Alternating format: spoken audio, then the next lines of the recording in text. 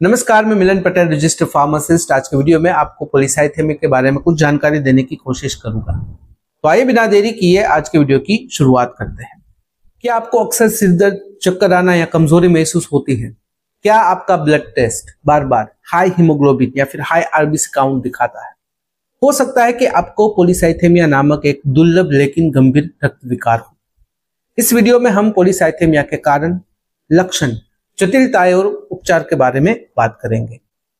सबसे पहले बात करते हैं पॉलीसाइथेमिया क्या है। पॉलीसाइथेमिया एक ऐसी स्थिति है जिसमें आरबीसी यानी कि रेड ब्लड सेल्स की संख्या सामान्य से अधिक हो जाती है। इससे रक्त गाढ़ा यानी कि थिक हो जाता है और रक्त प्रवाह यानी कि ब्लड सर्कुलेशन प्रभावित हो सकता है। इसके दो प्रकार होते हैं। नंबर 1 है प्राइमरी पॉलीसाइथेमिया, जिसे पॉलीसाइथेमिया वेरा भी कहा जाता है। नंबर 2 है सेकेंडरी पॉलीसाइथेमिया। अब बात करते हैं पॉलीसाइथेमिया वेरा यानी कि प्राइमरी पॉलीसाइथेमिया के बारे में। यह एक क्रोनिक ब्लड कैंसर की तरह होता है जिसमें बोन मेरो जरूरत से ज्यादा आरबीसी, डब्ल्यूबीसी और प्लेटलेट्स बनाने लगता है। इसका कारण JAK2 जीन म्यूटेशन भी हो सकता है जिससे बोन मेरो की गतिविधि अनियंत्रित हो जाती है।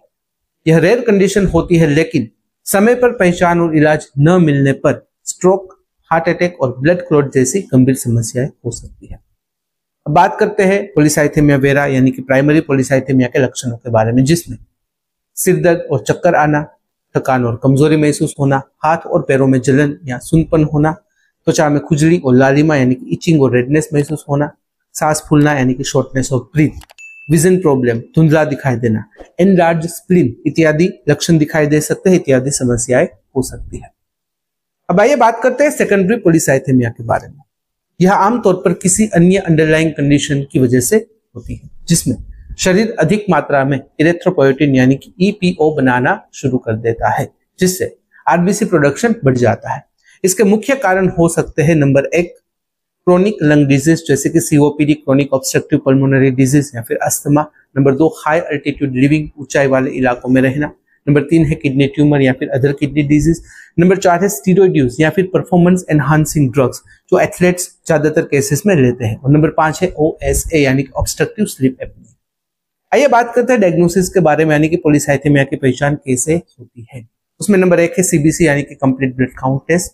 हाई हीमोग्लोबिन और हाई आरबीसी काउंट उसमें दिखाई देते हैं। नंबर 2 है JAK2 mutation test, polycythaemia vera की पुष्टि के लिए किया जाता है। नंबर 3 है erythropoietin EPO level test, secondary polycythaemia की पहचान करने के लिए और जरूरत होने पर बोन मेरो बायोप्सी भी की जाती है। अगर बात करें कॉम्प्लिकेशंस यानी कि संभावित खतरों के बारे में, तो उसमें एक होता है ब्लड क्लॉट्स यानी कि थ्रोम्बोसिस, स्ट्रोक, हार्ट अटैक और पल्मोनरी एम्बोलिज्म का खतरा बढ़ सकता है। एनलार्ज स्प्लीन जिसे हम स्प्लीनोमेगाली कहते हैं, ज्यादा आरबीसी के कारण स्प्लीन का आकार बढ़ सकता है। ब्लीडिंग इश्यूज, कुछ लोगों को अधिक नोज ब्लीड या फिर अन्य अनयूजुअल ब्लीडिंग हो सकती है। गाउट और joint pain, high uric acid के कारण गाउट अटैक भी हो सकता है। माइलोफाइब्रोसिस या फिर ल्यूकेमिया, कुछ मामलों में यह बोन मेरो फेलियर या फिर ब्लड कैंसर जैसे कि AML अक्यूट मायोलाइड ल्यूकेमिया में बदल सकता है। अगर बात करें ट्रीटमेंट यानी कि इसका इलाज कैसे होता है, तो उसमें नंबर 1 है फ्लेबोटोमी, मतलब कि रक्त निकासी या फिर खून निकालना। यह प्राइमरी ट्रीटमेंट है जिसमें शरीर से कुछ मात्रा में खून निकालकर आरबीसी का स्तर सामान्य किया जाता है। नंबर 2 है मेडिकेशन यानी कि दवाइयां। उसमें हाइड्रोक्सी यूरिया बोन मेरो को आरबीसी का उत्पादन कम करने के लिए दी जाती है। एस्पिरिन ब्लड थिनिंग के लिए दी जाती है ताकि क्लॉट ना बने। JAK2 इनहिबिटर्स जैसे कि रुक्सोलिनिटिब JAK2 म्यूटेशन को टारगेट करने की एक नई दवाई है। लाइफस्टाइल चेंजेस, जीवन शैली में बदलाव करके भी आप इसे रोक सकते हो, जैसे कि ज्यादा पानी पिए ताकि आपका खून पतला रहे। धूम्रपान यानी कि स्मोकिंग बंद करें क्योंकि उसकी ब्लड क्लॉट पर गंभीर असर हो सकती है। Low iron diet, iron rich food लेने से बचे क्योंकि इससे आरबीसी प्रोडक्शन बढ़ सकता है, खून ज्यादा गाढ़ा हो सकता है, आरबीसी की संख्या बढ़ सकती है। एक्सरसाइज और वेट कंट्रोल करें ताकि हार्ट और ब्लड वेसल्स पर अतिरिक्त दबाव ना आए। अगर बात करें कंक्लूजन की, तो पॉलीसाइथेमिया गंभीर लेकिन मैनेजेबल कंडीशन है यदि सही समय पर पहचान और इलाज किया जाए तो। अगर आपको बार बार सिरदर्द, कमजोरियां, खून गाढ़ा होने की शिकायत है तो तुरंत डॉक्टर से सलाह लें। अर्ली डायग्नोसिस और सही मैनेजमेंट से इस बीमारी की जटिलताओं से बचा जा सकता है। तो यह थी जानकारी पॉलीसाइथेमिया के बारे में, लक्षण, कारण, जटिलताएं और इसका उपचार कैसे होता है उसके बारे में।